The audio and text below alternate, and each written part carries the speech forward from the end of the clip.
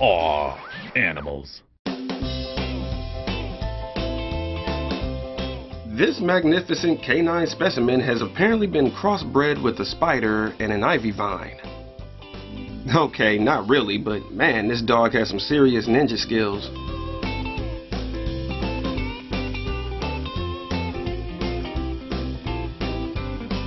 The wall looks to be over about 10 feet tall, and Fido doesn't rest until he has that toy in his mouth.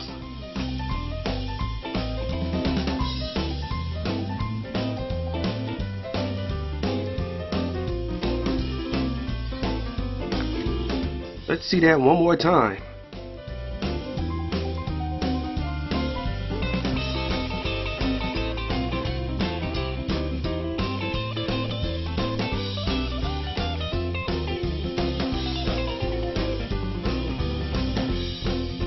Simply amazing.